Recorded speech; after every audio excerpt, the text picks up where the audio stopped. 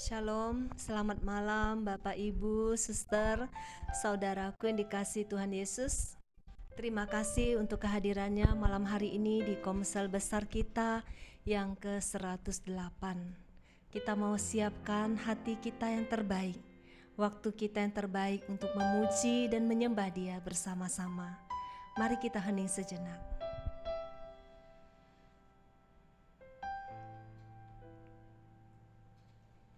Dalam nama Bapa dan Putra dan Roh Kudus, amin.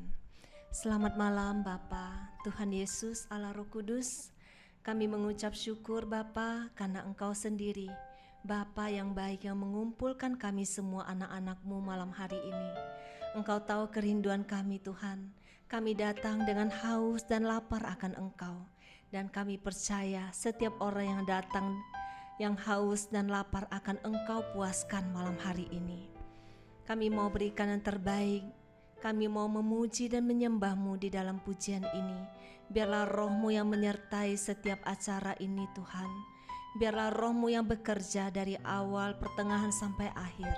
Segala penghalang, segala kuasa kegelapan yang menghalangi pekerjaan-Mu, saat ini kami satukan hati, kami patahkan kuasanya di dalam nama Yesus. Di dalam nama Yesus. Tidak ada kuasa lain yang bekerja malam ini selain kuasa Tuhan Yesus. Terima kasih Tuhan, di dalam nama-Mu yang kudus kami berdoa dan mengucap syukur. Amin. Mari Bapak Ibu, kita mau siapkan hati kita. Kita mau nyanyikan hidup ini adalah kesempatan. Kita mau sadari sungguh-sungguh lagu ini, bahwa sungguh hidup kita adalah kesempatan.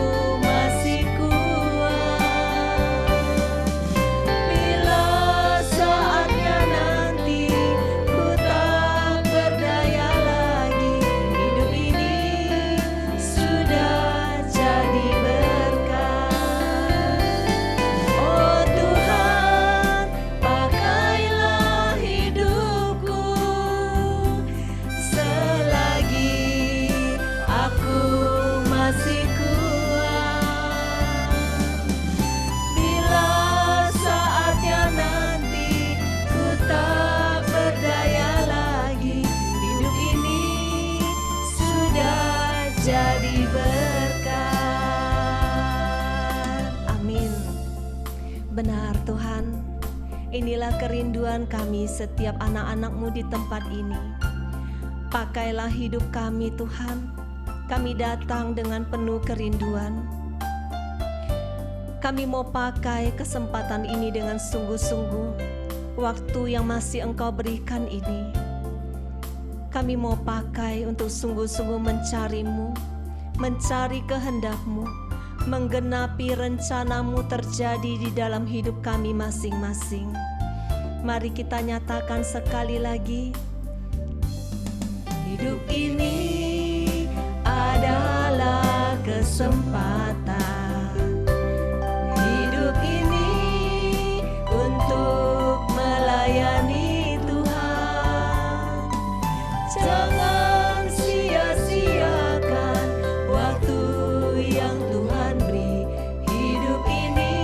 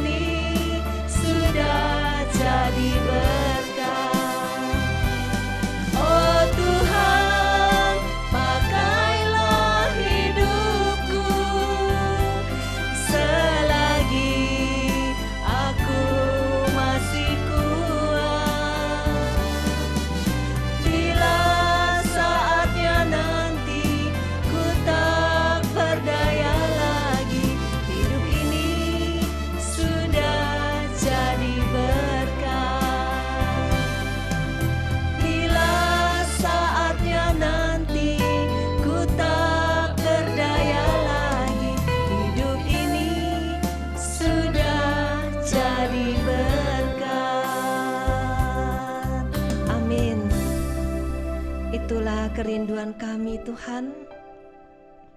Kami rindu waktu yang ada ini, kami sungguh-sungguh memakainya dengan bijaksana.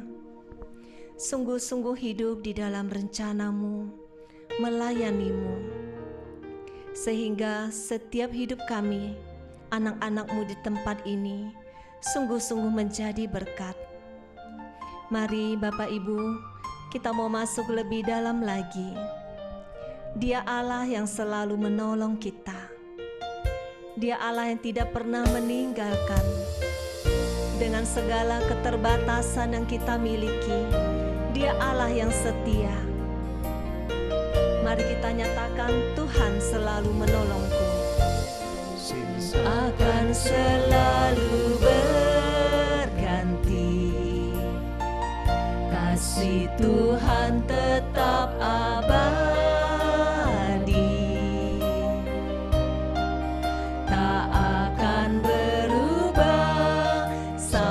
Selamanya ku tetap percaya, ku yakin Tuhan memberkati, ku yakin Tuhan melindungi. Burung di udara Tuhan pelihara karena kasih-Nya. Tuhan selalu menolongku, selalu menjagaku. Sehelai di rambutku tak akan terjatuh tanpa seizinmu. Tuhan selalu menolongku, selalu menjagaku.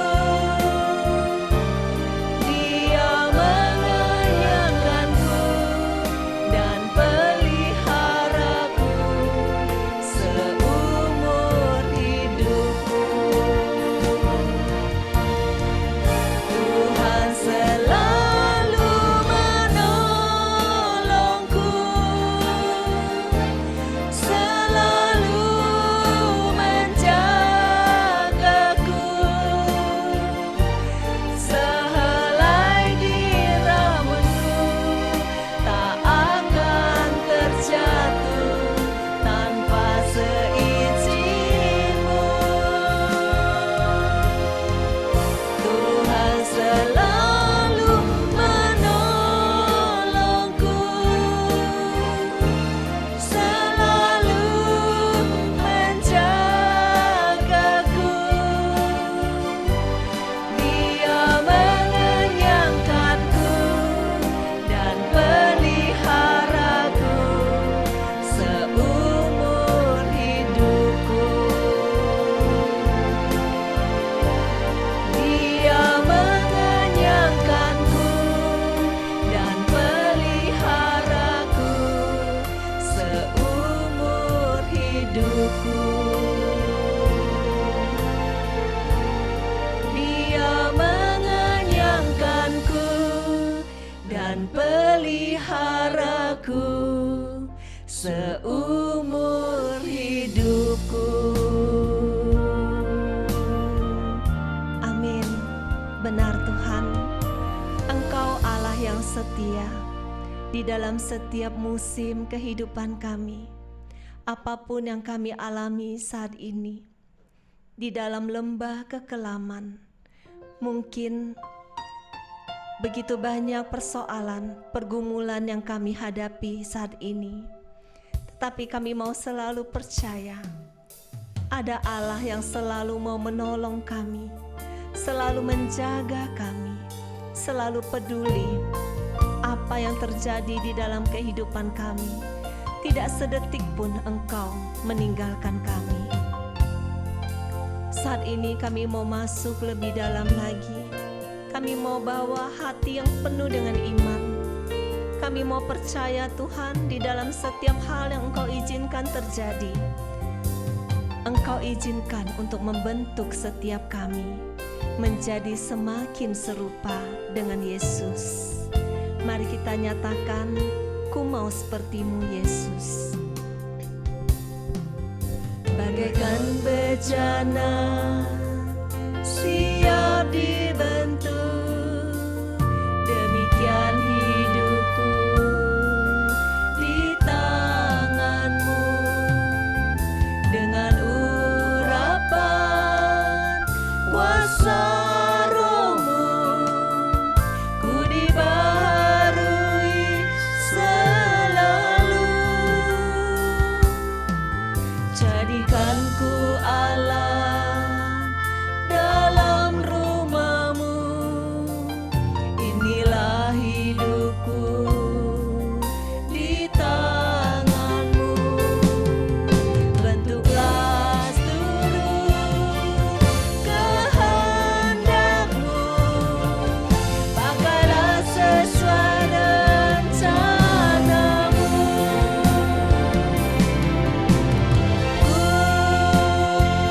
Mau seperti-Mu Yesus, disempurnakan selalu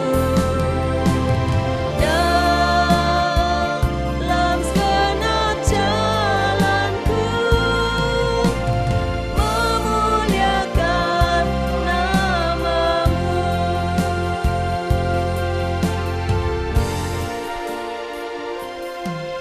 Bagaikan bejana siap dibentuk, demikian hidupku di tangan-Mu.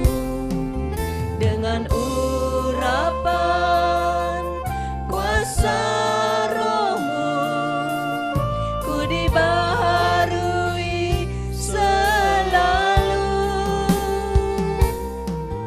Jadikan ku Allah dalam rumah-Mu, inilah hidupku di tangan-Mu.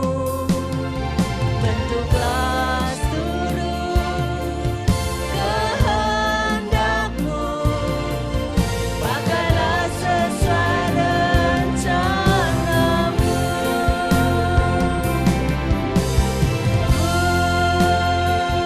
Mau seperti-Mu Yesus, disempurnakan selalu dalam segenap jalanku, memuliakan nama-Mu.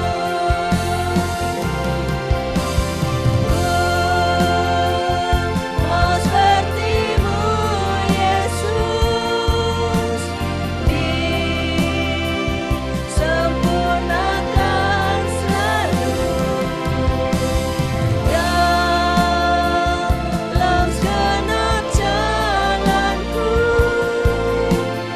memuliakan nama-Mu. Memuliakan nama-Mu. Memuliakan nama-Mu. Amin. Inilah kerinduan kami Tuhan. Kami rindu dibentuk lebih sempurna lagi semakin hari, semakin sempurna seperti-Mu Yesus, sehingga hidup setiap kami di sini memuliakan Bapa di surga. Mari kita masuk lebih dalam lagi. Dia Yesus yang sudah hadir di dunia ini, sudah menyucikan kita dengan darah sucinya. Kita mau masuk ke ruang yang maha kudus dengan darah anak domba.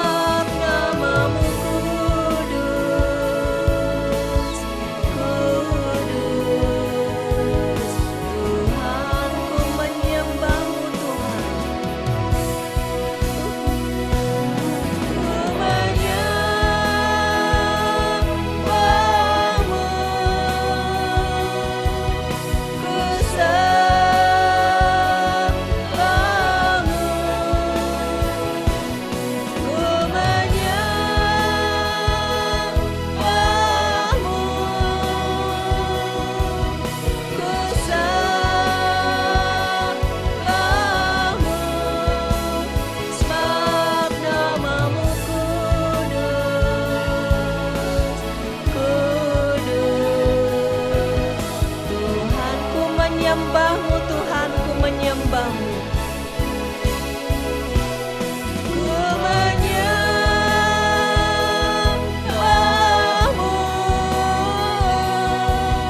ku sembahmu, ku menyembahmu,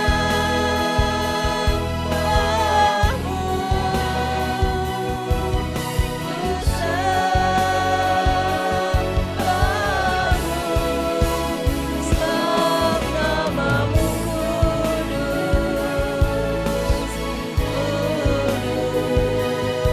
kudus Tuhan, sebab namamu, sebab namamu kudus,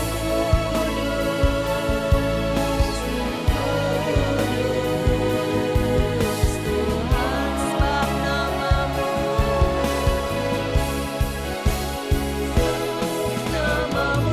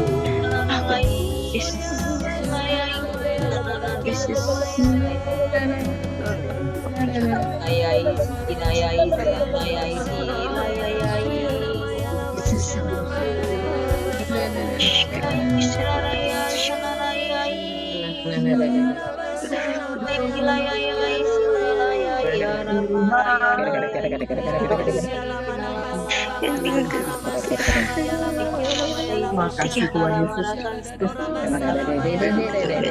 Aku percaya Tuhan Engkau berkuasa di atas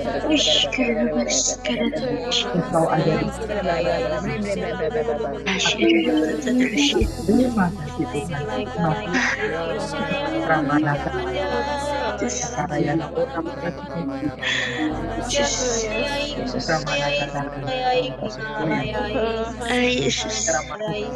Terima kasih Tuhan.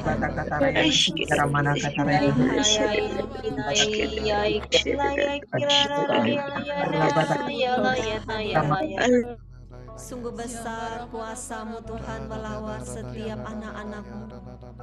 Engkau puaskan jiwa yang haus akan Engkau. Engkau kuatkan yang lemah. Engkau angkat setiap beban-beban anak-Mu. Ketika kami memuji dan menyembah-Mu Tuhan, kuasa-Mu mengalir di hati kami masing-masing. Kami menerima kekuatan yang baru daripada-Mu malam hari ini. Terima kasih Tuhan, terima kasih. Saat ini kami mau tetap di dalam hadirat-Mu. Kami mau siapkan hati kami untuk firman-Mu Tuhan. Kami rindu mengalami kuasa dari firman-Mu yang mengubahkan setiap hati yang ada di tempat ini. Menjadikan hati kami menjadi hati yang baru. Mari kita nyatakan, apapun yang terjadi di dalam hidupku ini, tidak pernah kuragukan kasih-Mu Tuhan.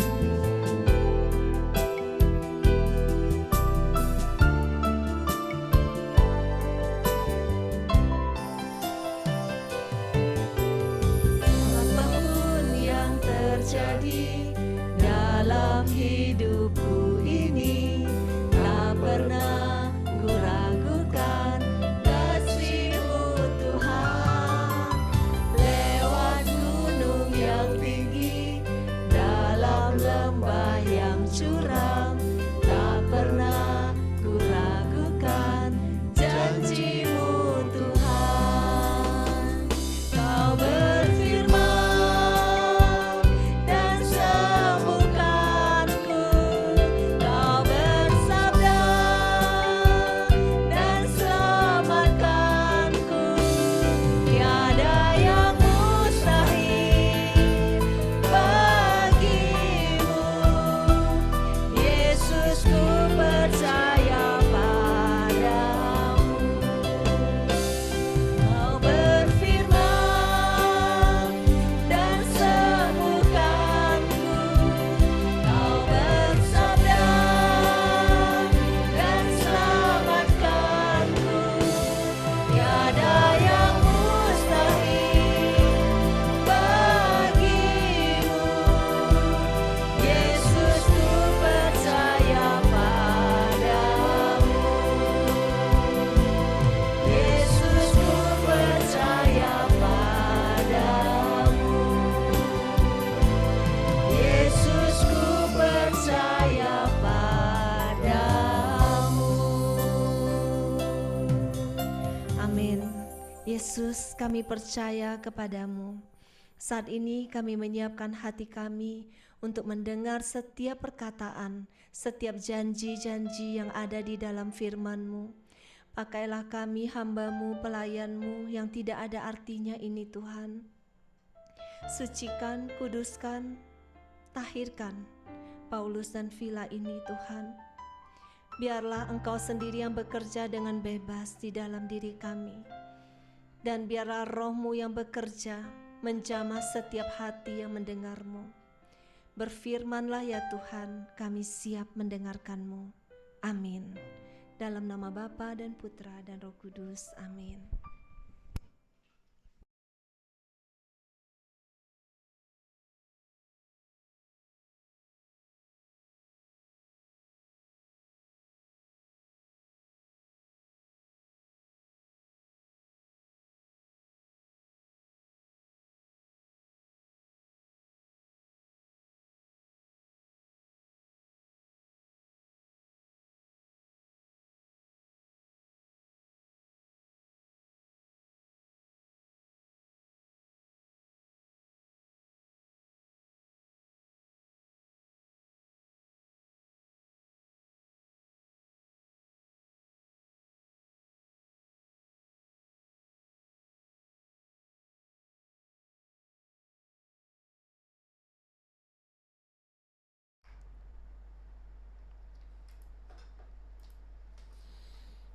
Selamat malam Bapak Ibu Suster semuanya.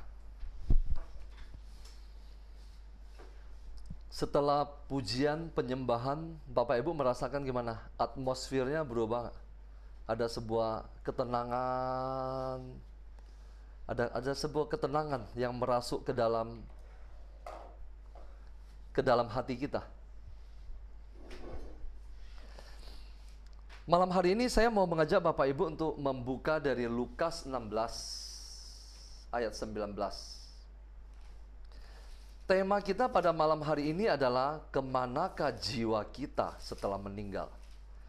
Perikop ini sudah pernah saya bawain sekali dulu, udah sekitar tahun 2021, 2 tahun yang lalu. Tapi saya lihat sekarang udah banyak peserta yang baru. Kita akan merenungkan lagi bersama-sama.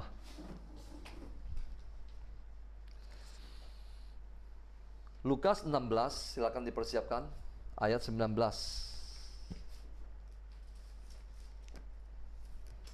Oke, silakan dimatikan, Malin. Thank you.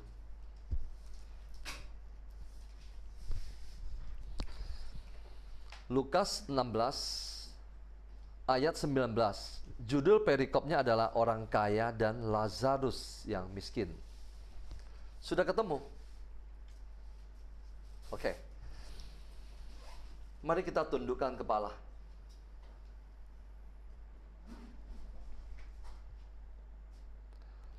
Selamat malam Bapa, Putra, dan Roh Kudus. Saat ini, dalam keheningan, dalam ketenangan, kami mau duduk diam mendengarkan firman-Mu. Firman-Mu adalah pelita bagi kaki kami dan terang bagi jalan kami. Singkapkan misteri kerajaan surga bagi kami pada malam hari ini. Sembunyikan hamba-Mu di belakang salib-Mu. Berfirmanlah Tuhan, kami siap mendengarkan. Amin.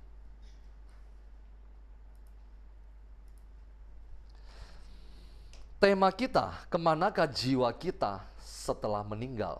Kira-kira ada yang bisa menjawab? Kemana jiwa kita? Kemana jiwa kita setelah kita meninggal tergantung keputusan kita pada malam hari ini. Bukan tergantung pada setelah kita meninggal siapa yang mendoakan kita. Bagaimana kalau tidak ada yang mendoakan kita? Bagaimana kalau setelah meninggal lalu jiwa kita sudah tidak bisa lagi didoakan? Karena tidak semua jiwa bisa didoakan. Jiwa yang berada di dalam neraka tidak bisa didoakan lagi karena sudah final. Kemanakah jiwa kita setelah meninggal? Mari kita lihat apa yang Yesus katakan dalam Injil Lukas pada malam hari ini. Orang kaya dan Lazarus yang miskin. Ayat 19. Jadi pada malam hari ini fokus kita pada teks kitab suci. Jangan melihat hal-hal lain. Pokoknya fokus kita hanya pada teks kitab suci. Ada seorang kaya yang selalu berpakaian jubah ungu. Ada satu orang kaya yang selalu berpakaian jubah ungu dan kain halus. Dan setiap hari ia bersukaria dalam kemewahan. Orang ini adalah orang duniawi. Tapi orang kaya ini tidak disebut namanya. Ayat 20, dan ada seorang pengemis bernama Lazarus. Orang kedua yang ditampilkan adalah seorang pengemis. Pengemis ini memiliki nama. Orang kaya tadi, dia kaya raya, hidup dalam kemewahan, tetapi tidak memiliki nama. Pengemis ini bernama Lazarus. Apa arti nama Lazarus? Lazarus artinya Allah adalah penolongku. Allah adalah penolongku. Pengemis ini badannya penuh dengan borok, berbaring dekat pintu rumah orang kaya itu. Pengemis ini ada di sebelah orang kaya itu setiap hari. Dan ingin menghilangkan laparnya dengan apa yang jatuh dari meja orang kaya tadi itu, yang tidak disebut namanya. Malahan anjing-anjing datang dan menjilat boroknya. Kemudian matilah orang miskin itu, lalu dibawa oleh malaikat-malaikat ke pangkuan Abraham. Kemudian matilah siapa? Lazarus. Lazarus mati, lalu ia dibawa oleh malaikat-malaikat ke pangkuan Abraham. Apa artinya pangkuan Abraham? Pangkuan Abraham jangan dulu dipahami sebagai surga. Pangkuan Abraham adalah sebuah tempat penantian. Tempat penantian jiwa-jiwa sebelum Yesus wafat, mati di kayu salib, dan bangkit. Karena sebelum itu tidak ada seorang pun yang meninggal yang dapat pergi ke surga.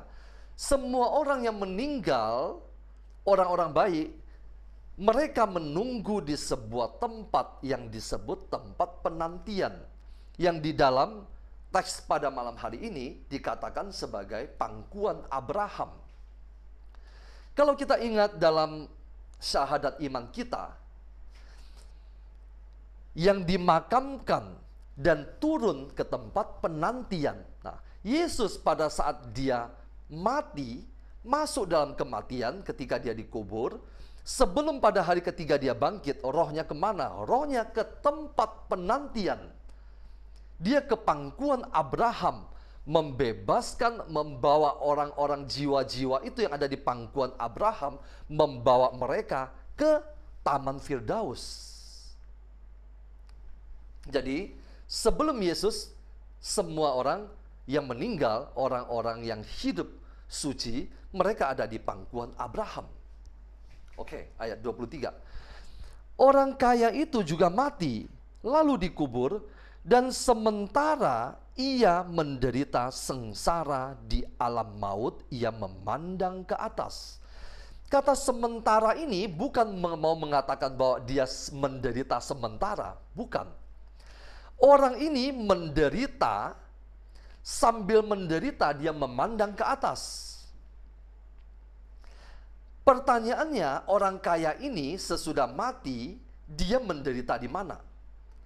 Teks malam hari ini mengatakan dia menderita sengsara di alam maut. Apa itu alam maut? Alam maut adalah neraka. Alam maut adalah neraka. Dan neraka ini adalah tempat yang kekal.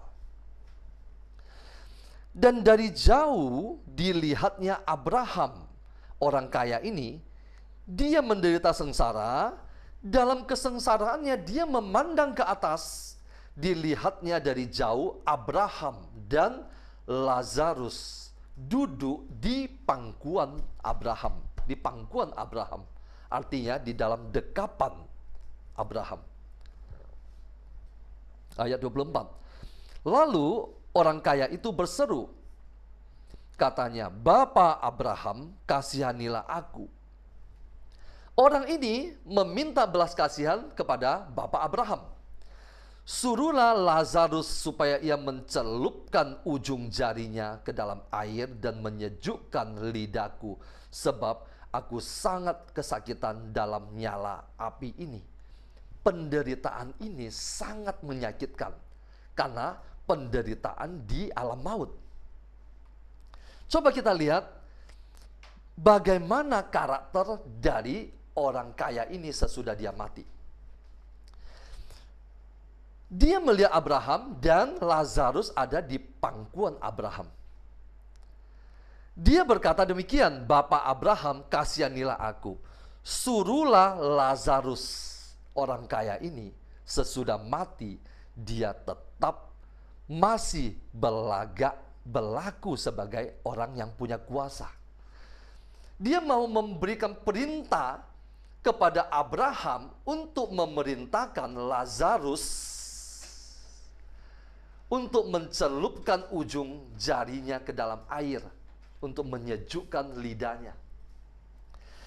Jadi orang kaya ini benar-benar sesudah mati pun dia masih membawa kesombongannya. Oke.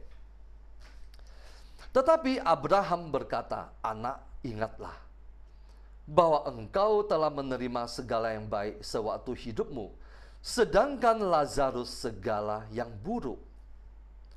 Sekarang ia mendapat hiburan dan engkau sangat menderita. Banyak orang berpikir orang kaya pasti masuk neraka dan orang miskin yang menderita pasti masuk surga. Tidak juga demikian. Tergantung relasi hubungan dia dengan Tuhan. Sekarang Lazarus ia mendapat hiburan dan engkau sangat menderita. Ayat 26. Selain daripada itu, di antara kami dan engkau terbentang jurang yang tak terseberangi. Oke, mungkin kami ingin menolong engkau. Mungkin Lazarus berbaik hati mau menolong kamu. Tapi niat baiknya itu pun tidak bisa dilakukan. Kenapa? Karena kita berada di dua dunia yang berseberangan begitu jauh. Terbentang jurang yang tak terseberangi antara pangkuan Abraham, tempat penantian orang-orang benar, dan di alam maut. Tak terseberangi. Bahkan seandainya salah satu ingin menolong pun tidak bisa. Supaya mereka yang mau pergi dari sini kepadamu ataupun mereka yang mau datang dari situ kepada kami tidak dapat menyeberang. Kenapa? Semua sudah final. Lalu kata orang kaya itu, kalau demikian aku minta kepadamu Bapa supaya engkau menyuruh dia ke rumah ayahku. Orang kaya ini yang sudah meninggal dan disiksa di alam maut ini, ternyata dia masih memikirkan rumah ayahnya. Apa artinya? Sesudah kita meninggal, Bapak Ibu, Suster, jiwa kita tidak melupakan apapun yang pernah kita lakukan. Bahkan di dalam penderitaan api neraka itu, alam maut itu, orang masih bisa berpikir tentang rumahnya, tentang ayahnya, tentang saudaranya, tentang keluarganya. Artinya apa? Penderitaan jiwa itu adalah penderitaan yang sangat-sangat serius. Bukan sebuah jiwa yang dibakar di api dan kemudian jiwa itu tidak tahu apa-apa. Dia masih ingat. Dia tahu persis saat ini dia menderita di alam maut dan dia tahu persis bahwa akan ada keluarganya yang akan menderita juga seperti dia. Jadi ingatan semasa hidupnya tetap dibawa oleh jiwa itu.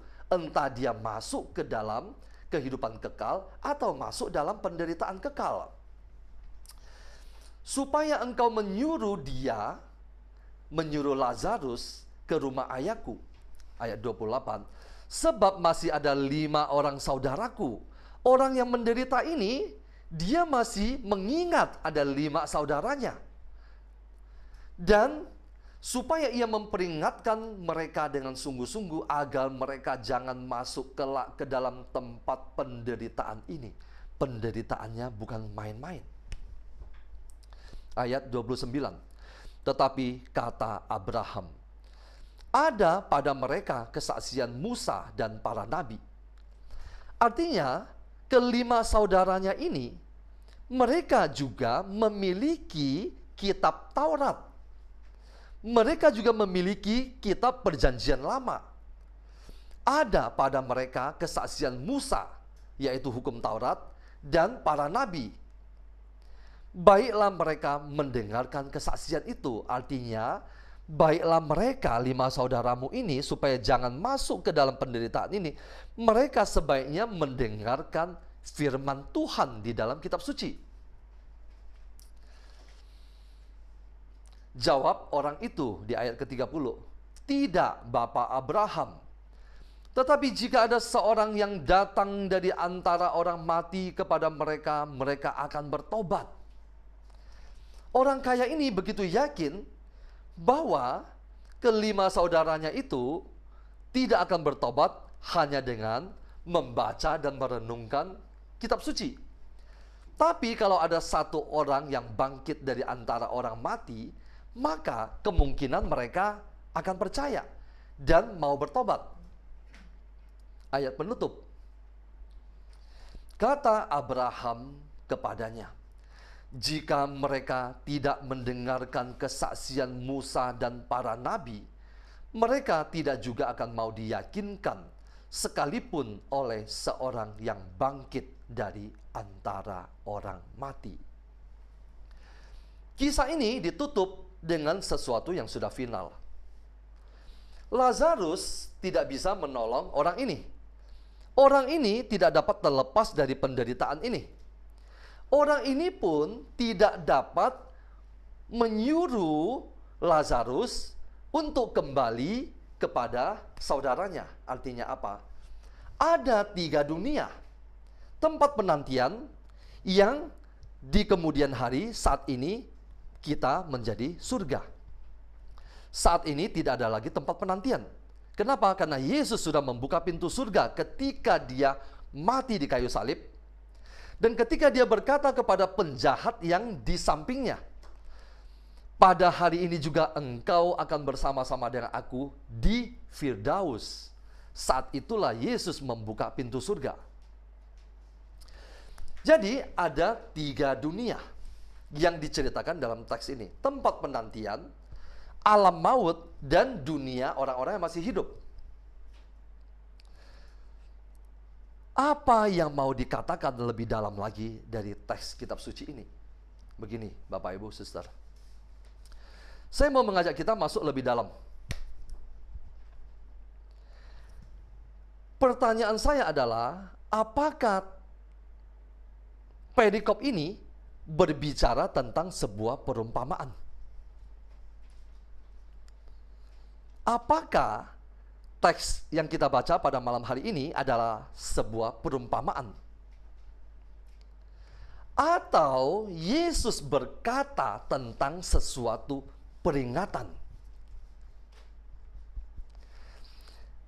Perikop pada malam hari ini bukan sebuah perumpamaan. Coba kita perhatikan sekali lagi. Ada seorang kaya yang selalu berpakaian jubah ungu dan kain halus, dan setiap hari ia bersukaria dalam kemewahan. Yesus berkata, ada seorang kaya. Ini bukan sebuah perumpamaan. Yesus berbicara kenyataan pada saat dia hidup itu. Ada seorang kaya yang selalu berpakaian jubah ungu. Coba kita lihat. Pada zaman itu, siapa yang berpakaian jubah ungu? Ada 2 kelompok yang berpakaian jubah ungu. Yang pertama raja, yang kedua adalah imam-imam besar.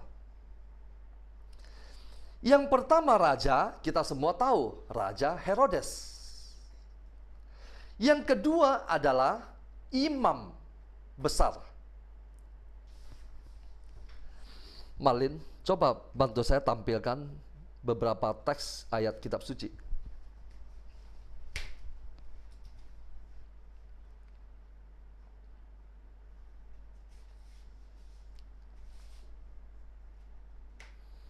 Ya. Tadi saya katakan, teks ini tidak berbicara tentang perumpamaan, tetapi berbicara tentang kenyataan. Ketika Yesus berbicara tentang kenyataan saat itu, Yesus berbicara dalam konteks memberikan peringatan. Tadi saya katakan juga bahwa ada 2 jenis, ada 2 manusia yang berpakaian jubah ungu pada saat itu. Yang pertama Herodes, yang kedua adalah imam besar. Imam besar. Ketika Abraham mengatakan di ayat ke-29, tetapi kata Abraham, ada pada mereka kesaksian Musa dan para nabi, baiklah mereka mendengarkan kesaksian itu. Di sini ada sebuah kunci. untuk melihat siapakah di antara kedua orang ini yang dimaksud oleh Yesus. Herodes bukan orang Yahudi. Dia tidak berurusan dengan kitab suci, hukum Taurat dan kitab para nabi. Orang yang kedua adalah imam besar. Sekarang coba kita baca dalam Lukas 3 ayat 1 dan 2.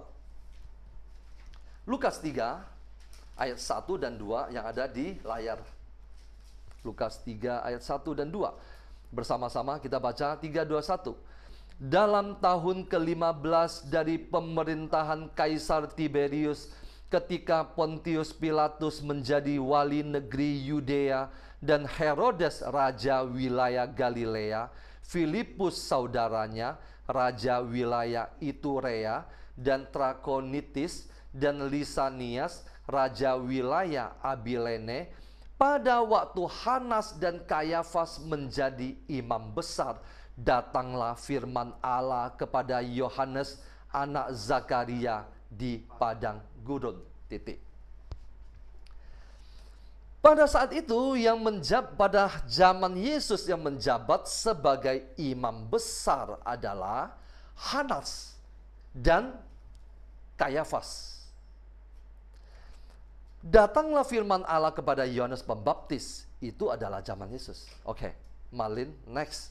Saya akan menunjukkan lagi ayat berikutnya. Di dalam Yohanes 18 ayat 12 dan 13 bunyinya demikian. Maka pasukan prajurit serta perwiranya dan penjaga-penjaga yang disuruh orang Yahudi itu menangkap Yesus dan membelenggu dia. Lalu mereka membawanya mula-mula kepada Hanas, imam besar, karena Hanas adalah mertua Kayafas yang pada tahun itu menjadi imam besar. Oke, sekarang menjadi lebih jelas. Siapa itu Hanas? Hanas adalah mertua Kayafas. Kayafas adalah yang pada tahun itu menjadi imam besar. Di sini sudah mulai tampak yang dimaksud oleh Yesus orang yang selalu berpakaian jubah ungu itu siapa? Oke. Satu lagi perikop, satu lagi ayat. Next, Malin.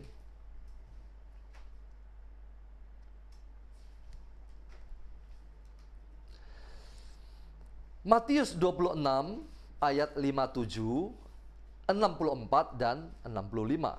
Kita baca bersama-sama. Matius 26 ayat 57. Sesudah mereka menangkap Yesus, mereka membawanya menghadap Kayafas. Kayafas ini siapa? Imam besar. Di situ telah berkumpul ahli-ahli Taurat dan tua-tua. Jawab Yesus, engkau telah mengatakannya. Akan tetapi aku berkata kepadamu, mulai sekarang kamu akan melihat Anak Manusia duduk di sebelah kanan yang Maha Kuasa dan datang di atas awan-awan. Ini adalah jawab Yesus kepada Kayafas, imam besar. Maka imam besar itu siapa? Yaitu Kayafas. Mengoyakkan pakaiannya dan berkata, ia menghujat Allah. Untuk apa kita perlu saksi lagi? Sekarang telah kamu dengar hujatnya. Oke, silakan dimatikan, Malin. Ketika Yesus berbicara tentang ada seorang kaya yang selalu berpakaian jubah ungu dan kain halus, dan setiap hari ia bersukaria dalam kemewahan, bukan melakukan tugasnya untuk menggembalakan domba-domba, yaitu Israel, Yesus berbicara tentang Kayafas. Jadi, perikop ini bukan perumpamaan, tetapi adalah sebuah pernyataan sindiran.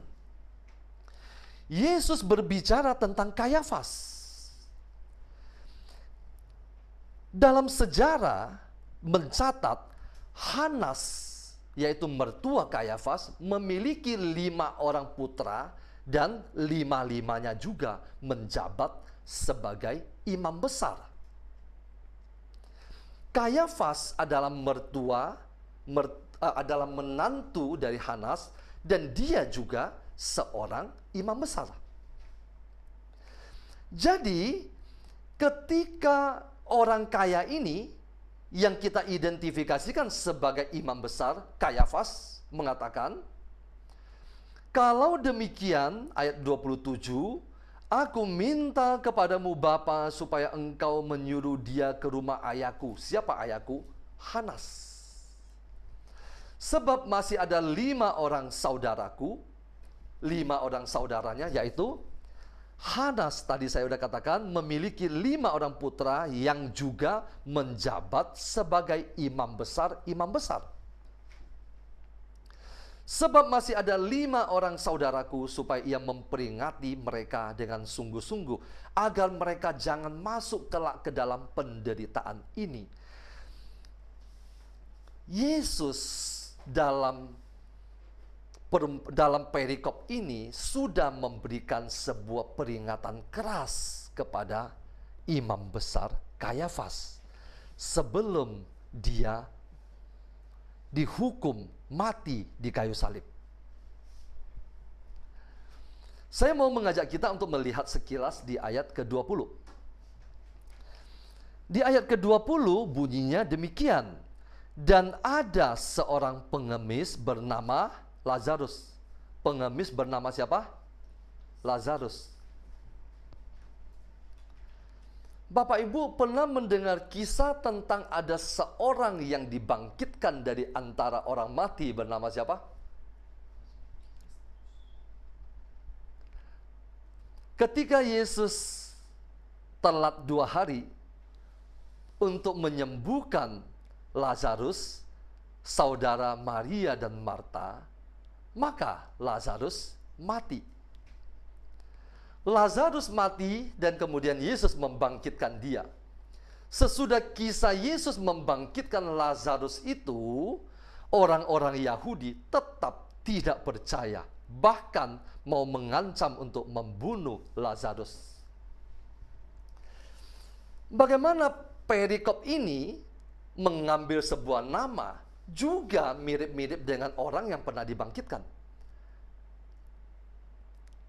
Dan orang itu yang bernama Lazarus benar-benar sudah dibangkitkan, bangkit dari antara orang mati, dan orang-orang Yahudi, ahli-ahli Taurat dan orang Farisi juga tahu, tetapi mereka juga tidak mau percaya, tidak mau bertobat, tidak mau berbalik kepada Yesus.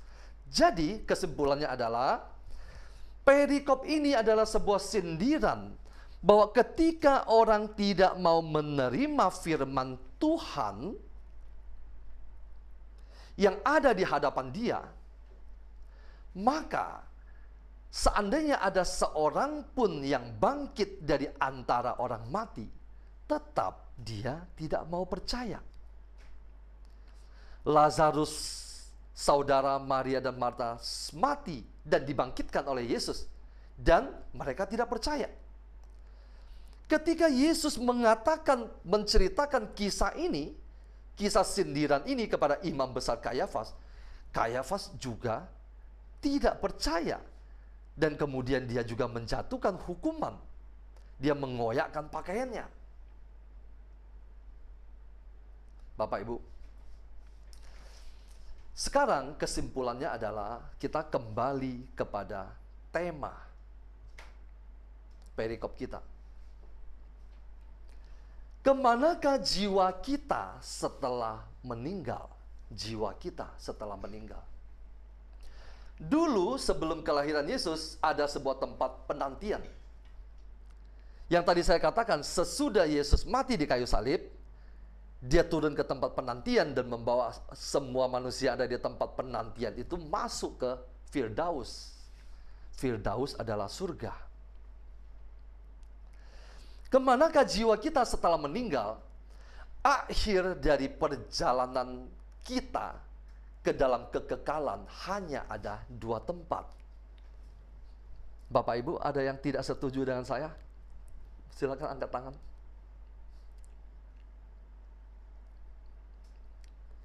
hanya ada dua tempat. Yang pertama namanya neraka, yang kedua ini namanya surga. Hanya ada dua tempat akhir dari seluruh perjalanan kita kehidupan kekal. Ada di dalam penderitaan kekal atau di dalam kebahagiaan kekal. Bapak Ibu mungkin dalam hati berkata, lalu bagaimana dengan api penyucian? Betul? Api penyucian ada di mana? Menurut Bapak Ibu ada di mana api penyucian?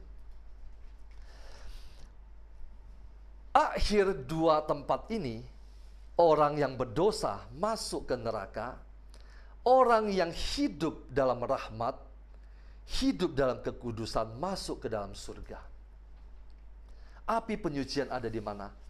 Api penyucian ada di pintu gerbang surga.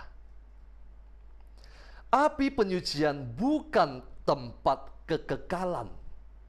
Api penyucian adalah tempat sementara. Ketika orang melakukan dosa berat, dia langsung sesaat sesudah dia meninggal, seperti dalam kisah ini, tanpa kompromi, dia langsung menghadapi yang dinamakan sebagai penghakiman pribadi. Pada detik kita meninggal, kita langsung berhadapan dengan penghakiman pribadi. Para pendosa yang melanggar perintah-perintah Allah, 10 perintah Allah, yaitu yang dimaksud adalah perintah berat, dosa-dosa berat, seketika itu juga dia masuk ke dalam neraka. Orang yang hidup suci, kudus, semasa hidupnya, dia akan dibawa masuk ke Taman Firdaus, surga. Lalu, api penyucian itu tempat untuk siapa? Saya akan mengutip dari Katekismus Gereja Katolik. Saya tidak mengatakan ini dari diri saya. Katekismus Gereja Katolik nomor 1030 bunyinya demikian. Api penyucian adalah suatu kondisi yang dialami oleh orang-orang yang meninggal dalam keadaan rahmat dan dalam persahabatan dengan Tuhan. Saya baca sekali lagi. Api penyucian yang tadi saya katakan bahwa itu adalah bagian dari surga. Jadi orang masuk surga ada dua kondisi. Masuk surga langsung atau masuk surga transit dulu di api penyucian. Cuma ada dua, neraka dan surga. Surga terbagi dua, langsung atau transit dulu. Orang terbang ke Paris langsung atau transit dulu di Hong Kong. Kira-kira seperti itu. Api penyucian sekali lagi adalah suatu kondisi yang dialami oleh orang-orang yang meninggal dalam keadaan rahmat dan dalam persahabatan dengan Tuhan. Namun belum suci sepenuhnya sehingga memerlukan proses pemurnian selanjutnya setelah kematian. Jadi, banyak orang yang mengira dia melakukan dosa berat, dia hidup dalam perzinahan, dalam percabulan, dia menyembah berhala. Sesudah dia mati, karena dia orang Katolik, maka dia masuk ke dalam api penyucian. Itu adalah sesat. Sesat. Itu adalah sebuah pemahaman yang keliru. Pada malam hari ini, mungkin yang pernah mendengar seperti itu, bertobatlah kita. Kita sama-sama bertobat. Kenapa? Orang yang melakukan dosa berat, pada saat dia meninggal, seketika itu juga tempatnya adalah seperti orang kaya ini. Dan di situ adalah kekal. Hanya orang yang hidup dalam rahmat dan persahabatan dengan Allah, namun masih memiliki sesuatu yang perlu disucikan, baru dia masuk ke dalam api penyucian yang sifatnya sementara. Nanti pada saat akhir zaman, api penyucian itu sudah tidak ada lagi. Kenapa? Karena semua yang ada di api penyucian sudah berpindah masuk ke dalam surga. Tapi bagi orang yang tidak membutuhkan lagi penyucian, sesudah dia meninggal, seketika itu juga dia langsung dibawa ke dalam Taman Firdaus, surga. Jadi, kemana jiwa kita pergi sesudah kita meninggal, tergantung keputusan kita pada malam hari ini. Tergantung keputusan kita pada malam hari ini. Bapak Ibu, saya mau mengutip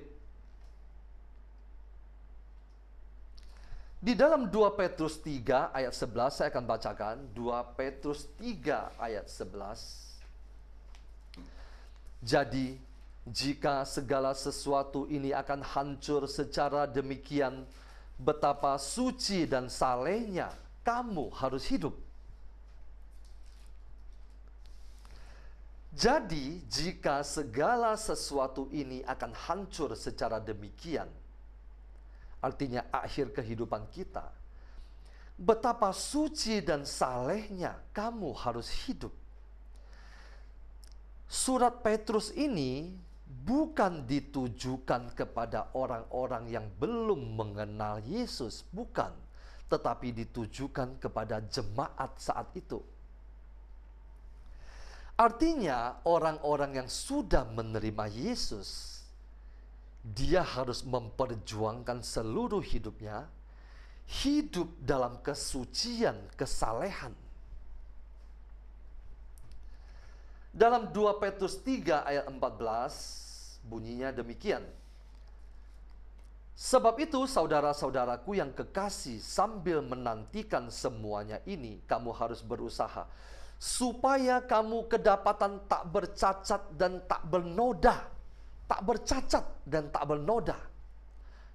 Bukan tidak melakukan dosa, tetapi tak bercacat dan tak bernoda di hadapannya.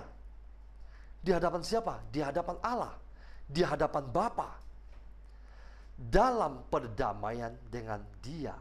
Bapak Ibu, banyak orang mendoakan saudara-saudarinya di api penyucian. Pertanyaan saya, apakah kita sungguh yakin saudara-saudari kita itu yang kita doakan sungguh-sungguh ada di api penyucian? Kita tidak tahu. Syukur-syukur mereka memang berada di api penyucian, sehingga kita bisa mendoakan mereka, dan mereka cepat-cepat bisa masuk ke dalam Taman Firdaus. Pertanyaan terakhir sebelum saya tutup. Apakah Bapak Ibu lebih suka didoakan orang sesudah kita mati, atau kita mau mengambil sebuah keputusan pada malam hari ini? Hidup suci, saleh. Orang mungkin mengatakan nggak mungkin, dan tidak mungkin orang bisa hidup suci di dunia seperti sekarang ini. Tapi firman Tuhan katakan hidup suci dan saleh.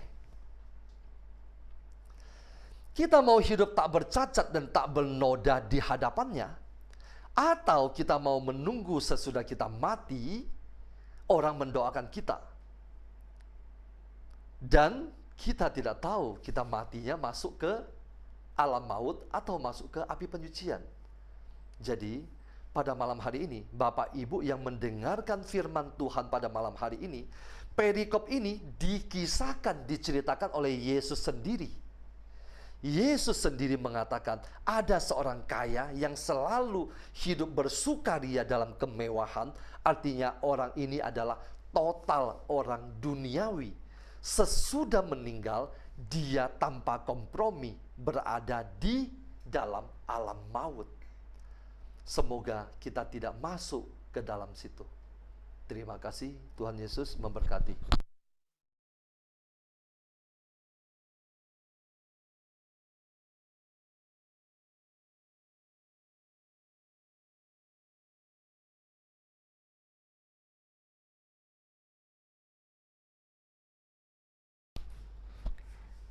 Baik, Bapak, Ibu, Suster, saya tambahkan sedikit. Nanti ada kesaksian dari teman kita. Kemana kita pulang? Mazmur 90 ayat 12 berkata, ajarlah kami menghitung hari-hari kami sedemikian, hingga kami beroleh hati yang bijaksana. Ada orang bijak berkata, hiduplah seakan-akan hari ini adalah hari terakhirmu. Pernahkah Anda menempatkan posisi bahwa hari ini adalah hari terakhir Anda?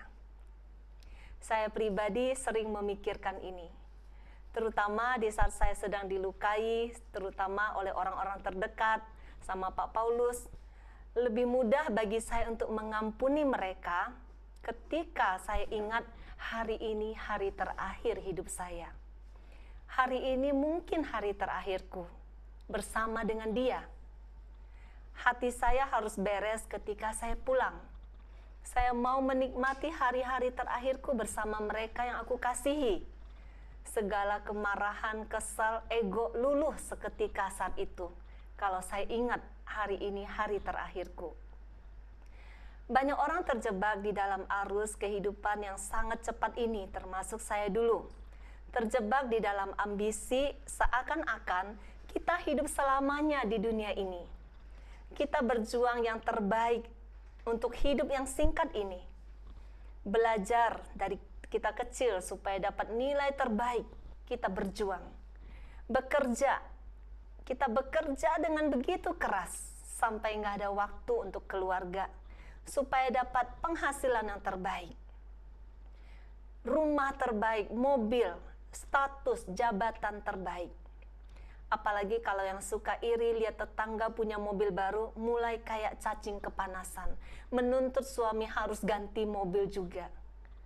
Hidup menjadi mengejar target supaya sesuai dengan standar dunia, dan akhirnya uang yang paling menjadi prioritas untuk memenuhi semua tadi. Ketika masuk ke dalam jebakan ini, akhirnya kita menjadi tawanan si jahat. Bacaan hari ini dalam 1 Timotius 6 ayat 10. Karena akar segala kejahatan ialah cinta uang. Sebab oleh memburu uanglah beberapa orang telah menyimpang dari iman dan menyiksa dirinya dengan berbagai-bagai duka. Ketika cinta akan uang di atas cinta akan Tuhan, maka kita sudah menjadi hamba atas uang. Disitulah si jahat mengendalikan hidup kita, yang akhirnya dia akan membawa kita kepada kebinasaan. Banyak orang terjebak dan sulit untuk keluar dari perangkap ini, termasuk saya dulu, apalagi jika yang hidupnya di zona nyaman. Syukur saya dikasih ujian, saya dikasih cobaan. Bersyukur jika Bapak Ibu yang masih dikasih pencobaan, dikasih masalah, sehingga mencari Tuhan. Kalau di zona nyaman, biasanya orang tidak mencari Tuhan. Mungkin saat ke rumah duka, ada teman atau saudara yang meninggal. Kita diingatkan sejenak, kelak kita juga akan ada di sana, dikunjungi terakhir kalinya. Akan berangkat dengan peti yang ukurannya sama. Tetapi saat pulang dari rumah duka, kita lupa lagi saat kita mulai sibuk lagi dengan rutinitas kita. Semua itu berlalu, tidak menimbulkan perubahan cara hidup kita, tidak menimbulkan sebuah keputusan bahwa saya harus menggunakan waktu yang singkat ini.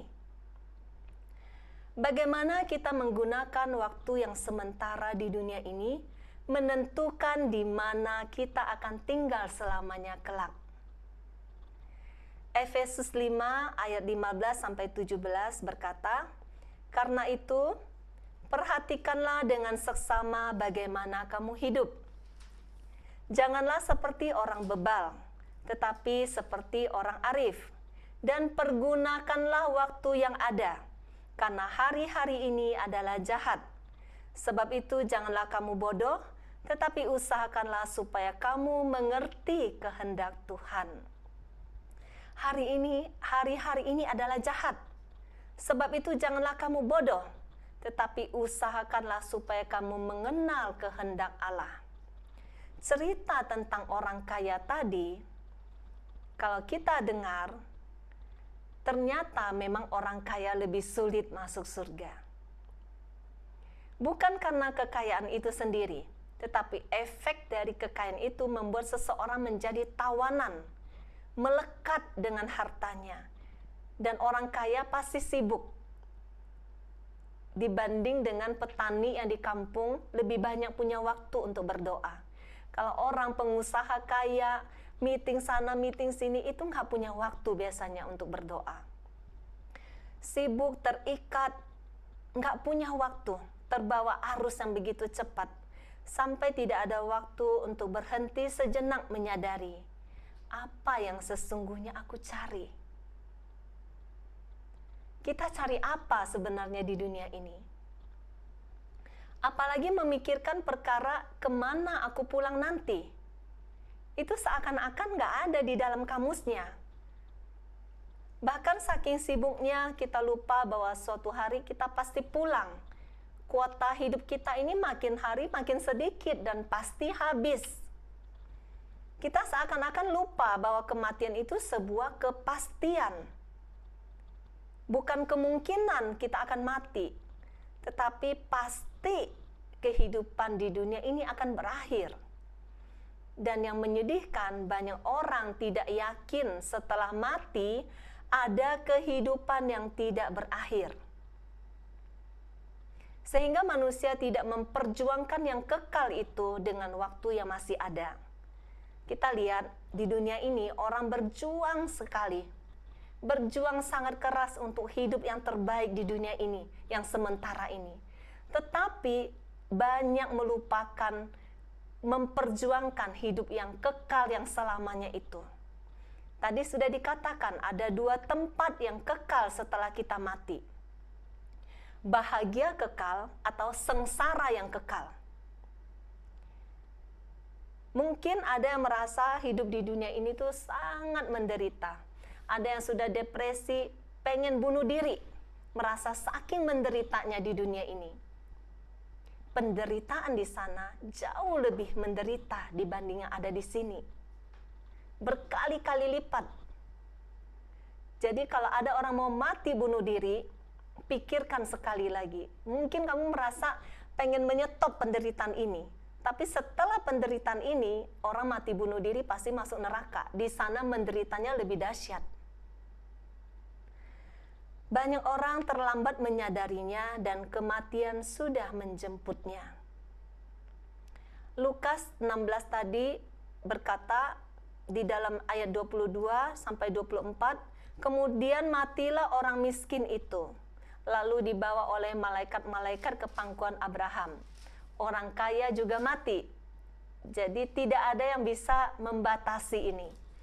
Orang kaya mati, orang miskin juga mati.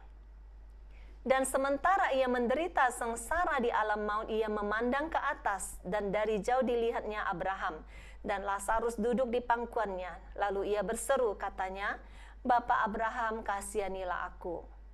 Suruhlah Lazarus supaya ia mencelupkan ujung jarinya ke dalam air dan menyejukkan lidahku, sebab aku sangat kesakitan dalam nyala api ini."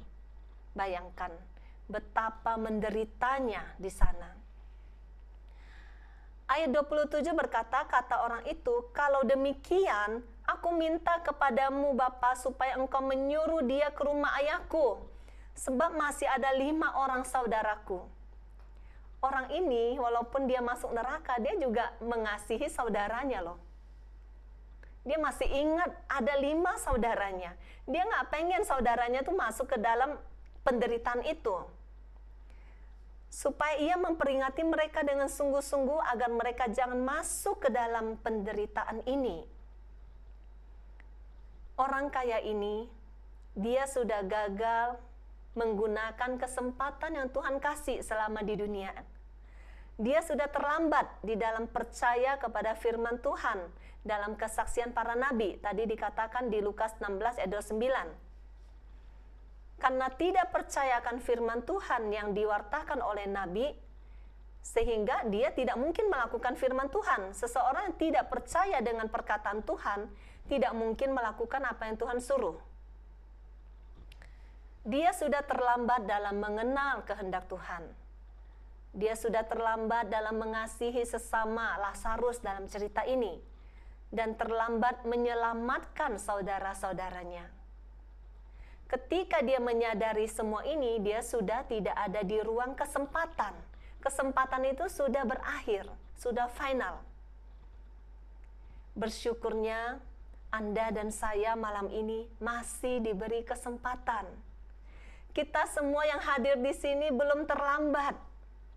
Kita masih diberi waktu. Mari kita pergunakan waktu yang masih sisa ini dengan bijak. Kita mau hidup lebih serius mempersiapkan kemana kita pulang nanti. Karena itu pasti. Bukan hanya kita, tetapi kemana nanti orang tua saya pulang, saudara saya pulang, pasangan saya, anak-anak cucu saya. Selama kita hidup, ketika kita mencari Tuhan, kita mengenal kehendak Tuhan, dan ketika kita pulang, kita mewariskan warisan iman. Itulah yang menjadi kehendak Tuhan, sehingga keturunan kita tahu bagaimana mereka harus hidup, supaya mereka kelak juga sampai di tempat yang Bapa sediakan. Tetapi orang-orang di dunia ini sekarang menyiapkan warisan harta, bukan warisan iman. Yang dipikirkan hanya hidup yang sementara ini, supaya bahagia di dunia yang sementara ini. Tetapi tidak pernah memikirkan, setelah di sini yang kekal itu, di sana kalau menderita nggak bisa lagi mati bunuh diri. Nggak bisa minta stop, Tuhan aku mau mati aja, nggak bisa. Di sana sudah kekal, final. Neraka itu sudah tidak ada lagi kompromi, tidak bisa nego lagi. Kita harus benar-benar memikirkan kemana kita pulang nanti. Kemana anak cucu kita akan pulang nanti. Dengan mewariskan iman, pengenalan akan Tuhan. Dalam Lukas 16:31 tadi berkata, kata Abraham kepadanya, jika mereka tidak mendengarkan kesaksian Musa dan para nabi, mereka tidak juga mau diyakinkan sekalipun oleh seorang yang bangkit dari antara orang mati. Ayat ini mau mengajarkan kepada kita bahwa iman yang sejati bukan lahir dari mujizat, tetapi dari firman Tuhan, kesaksian Musa dan para nabi. Jika mereka tidak percaya apa yang Tuhan firmankan melalui Musa dan para nabi, sekalipun ada mujizat orang mati hidup kembali, mereka juga tidak akan bertobat. Iman sejati bukan lahir dari mujizat. Bukan melihat orang yang sudah sakit disembuhkan, bukan melihat pertolongan-pertolongan Tuhan yang sudah terjadi. Tapi kalau kita tidak berjuang mengenal firman Tuhan, iman itu tidak akan timbul. Di dalam Roma 10 ayat 17 berkata, iman timbul dari pendengaran, dan pendengaran oleh firman Kristus. Iman itu timbul dari pendengaran akan firman Tuhan. Iman yang timbul dari firman Tuhan membuat kita mengenal Allah kita. Siapa Dia? Membuat kita mengenal status kita di hatinya, bahwa kita begitu berharga sebagai anaknya, dan berlanjut kepada mengasihi Dia di atas segalanya. Ketika kita mengasihi Dia, kita baru bisa taat. Apapun yang kita alami di dalam hidup ini, kita taat kepada firman. Karena kita percaya penuh kepada kasih-Nya akan kita. Tuhan ingin mengajarkan kita iman yang dewasa, iman yang sejati, bukan iman anak-anak. Iman yang sejati baru bisa melahirkan karakter yang tangguh, karakter ilahi, karakter yang sesuai dengan karakter Kristus. Disitulah baru bisa terjalin persahabatan dengan Allah. Kalau kita tidak memiliki karakter Kristus, sedikit masalah datang, kita mulai bersungut-sungut. Di mana Allah? Kita tidak tangguh ketika badai cobaan menghantam kita. Kita akan mulai menghujat Allah. Karena itu Tuhan ingin iman kita itu bertumbuh dari iman anak menjadi iman sahabat. Sehingga kita sungguh-sungguh menjalin sahabat dengan Tuhan, menjalin persahabatan. Tadi masuk ke api penyucian itu adalah orang yang sudah menjalin persahabatan dengan Tuhan. Bukan yang setelah mati didoakan, atau yang mungkin ketika mau mati bertobat itu pun nggak tahu masuknya kemana, kita nggak tahu. Persahabatan dengan Tuhan yang dimulai dari saat ini, itulah yang menghantar kita pulang, tinggal bersamanya kelak di surga. Kalau saat ini kita tidak mencari Tuhan, kita tidak mengenal Tuhan, tidak belajar firman, dan berjuang untuk bersahabat dengan Dia, tidak mungkin persahabatan itu dimulai di sana. Nanti kalau setelah mati saya baru kenalan dengan Tuhan, baru mulai saya mengenal Tuhan, menjalin persahabatan dengan Dia. Nggak ada itu. Kesempatan sudah selesai. Kita semua tidak tahu masih berapa lama kesempatan yang Tuhan berikan. Masih berapa banyak kota kita masing-masing. Mari kita berjuang dengan 5 senjata yang sudah Tuhan berikan, bertumbuh dalam iman, makin mengenal kehendak-Nya, menjalin persahabatan dengan Allah yang akan berlanjut sampai hidup bahagia bersamanya kelak di surga. Hiduplah seolah-olah hari ini hari terakhirmu. Dengan begitu kita akan hidup lebih bijaksana. Apa yang kita alami, baik sukacita maupun duka cita di dunia ini, kesenangan atau masalah, semua ini akan berakhir. Karena di sini hanya sementara. Ada dunia yang tidak akan berakhir di sana. Kekekalan, kemana kekekalan tujuan kita pulang nanti? Bahagia kekal atau sengsara kekal? Kekekalan itulah yang harus kita putuskan saat ini. Kita mau ada di mana kelak. Amin. Tuhan Yesus memberkati.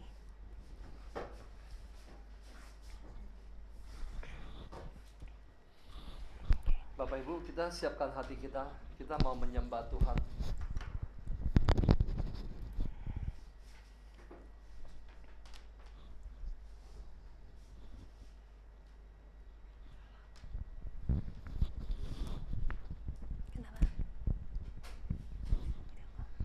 Mari kita siapkan hati kita untuk menyembah Tuhan.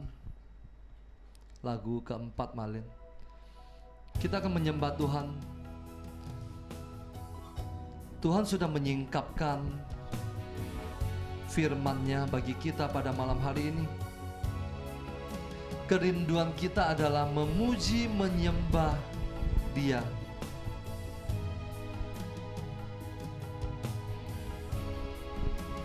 Masuk ruang Maha Kudus.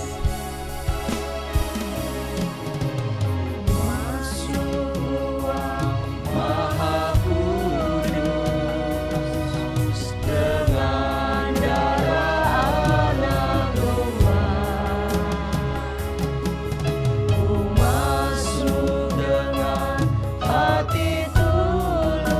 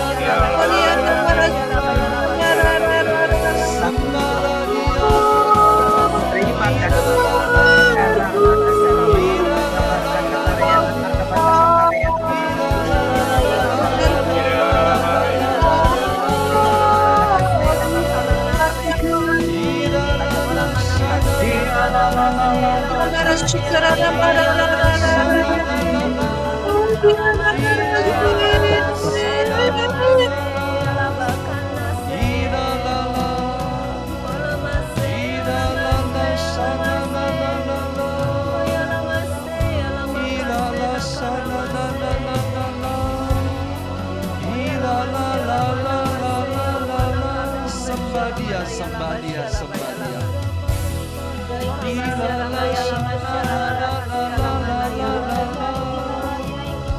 Angkat suaramu, sembah dia.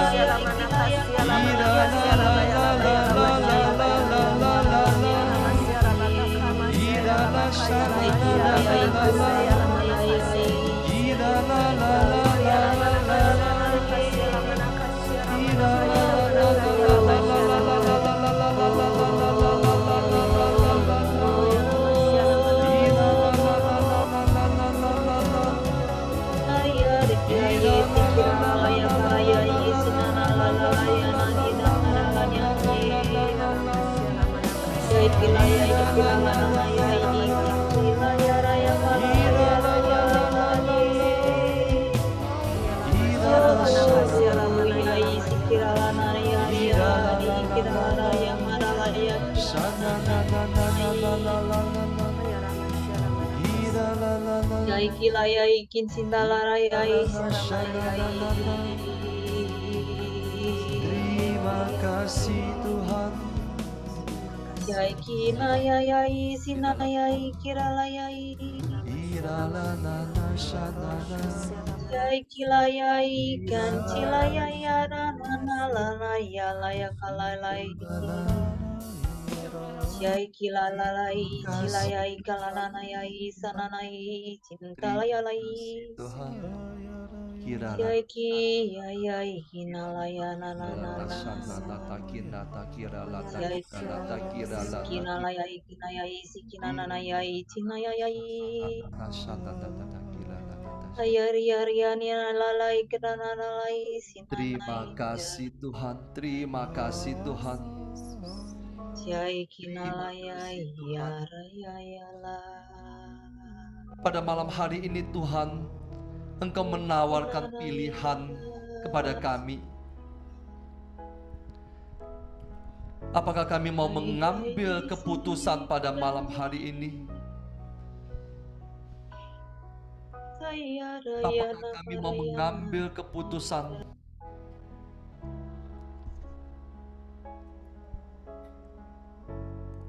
Apakah kami mau memilih kehidupan kekal?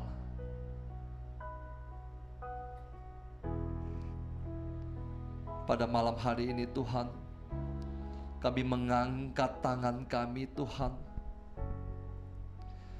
Kami mau bersungguh-sungguh di dalam kehidupan ini. Kami mau hidup suci, kami mau hidup kudus. Kami mau hidup tak bercacat dan tak bercelah di hadapan-Mu. Terima kasih Tuhan.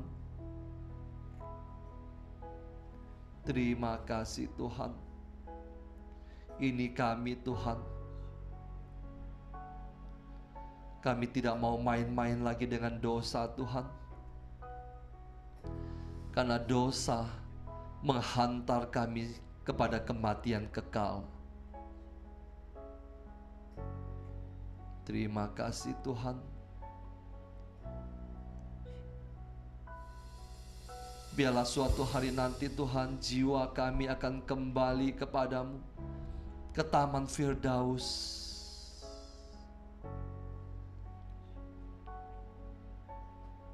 ke tempat keabadian, ke dalam kehidupan kekal, kebahagiaan kekal. Itulah tujuan akhir kami Tuhan. Itulah visi misi kami Tuhan.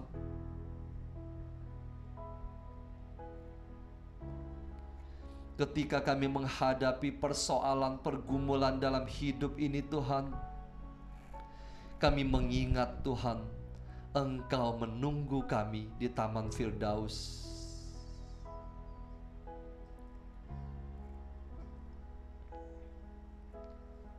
Engkau menunggu kami Tuhan. Ketika kami mengalami tekanan dalam hidup, ketika kami menderita dalam hidup ini, ketika dunia menolak kami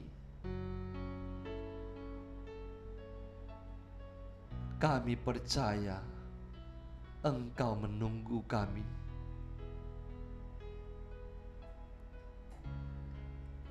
Sertai setiap langkah hidup kami Tuhan.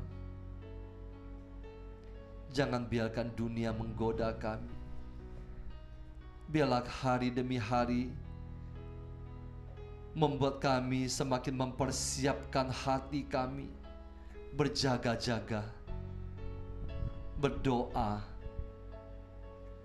supaya ketika Engkau datang memanggil kami Tuhan, kami siap Engkau jemput Tuhan. Kami siap Tuhan meninggalkan dunia yang fana dan sementara ini. Terima kasih Tuhan, terima kasih Tuhan, terima kasih Tuhan. Terima kasih Tuhan. Engkau berkati setiap anak-anak-Mu yang hadir pada malam hari ini. Engkau memberkati mereka masing-masing. Engkau berkati keluarga mereka, pekerjaan mereka, usaha mereka. Apapun yang mereka lakukan Tuhan, setiap anggota keluarga mereka, anggota keluarga kami, Engkau berkati satu persatu Tuhan. Biarlah kami boleh menjadi terang dan garam untuk membawa semakin banyak jiwa untuk suatu hari nanti kembali ke Taman Firdaus, tempat yang telah Engkau sediakan bagi kami. Terima kasih Tuhan, terima kasih Tuhan. Berkati kami pada malam hari ini. Berkati dengan berkat dari Allah, Bapa yang Maha Kuasa, dengan kasih karunia Tuhan kita Yesus Kristus, dalam persekutuan dengan Roh Kudus, Allah sepanjang segala masa. Amin. Dalam nama Bapa dan Putra dan Roh Kudus. Amin. Bapak Ibu, kita sebelum foto kita mau mendengarkan kesaksian dulu ya. Jangan pergi dulu. Dari Ibu Ayen dulu ya. Sebentar, saya open ya. Bapak Ibu jangan pergi dulu ya. Setelah kesaksian baru nanti kita foto bersama. Silakan Ayen.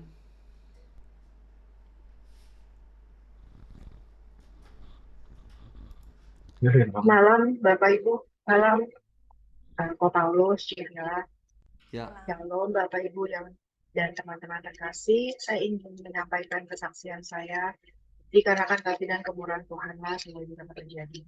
Pertama kali saya kenal FPH dari teman saya CPV Bongso, di mana saya untuk suami dan anak-anak sering banget sakit. Sakitnya itu bergantian dan sering. Puncaknya itu sampai belum lagi ya ada juga kasus kita masuk rumah sakit. Saya juga pernah 2 bulan itu sakitnya sih sakit pinggang, tapi saya lumpuh aktivitas, jadi saya nggak bisa ngapa-ngapain. Selama 2 bulan saya nggak kerja, saya di rumah doang dan kerjanya cuma baring. Begitu aja, baring bangun. Serangan di rumah juga aneh-aneh, dari suara, dari suaranya tuh mengganggu ya, bukan suara yang kecil-kecil itu enggak, suaranya mengganggu. Terus di rumah juga gampang ikut konflik pertengkaran, itu jadi makanan kita sehari-hari. Pokoknya nggak beda main di rumah. Puncaknya itu pada saat saya sakit ya. Sakit tuh nggak belum sembuh, terus mungkin pinggang sakit ya. Di situ di Indonesia ada batu, tapi pas saya mau operasi, kita sebelumnya MRI dulu, ternyata kosong gitu ya. Maksudnya nggak ada batu dan itu normal ya, secara medis normal. Akhirnya kita pulang sadar bahwa ini yang kita lawan tuh bukan medis, bukan sesuatu yang lain. dari situ. Nah dari situ kita cari banyak alternatif lah ya.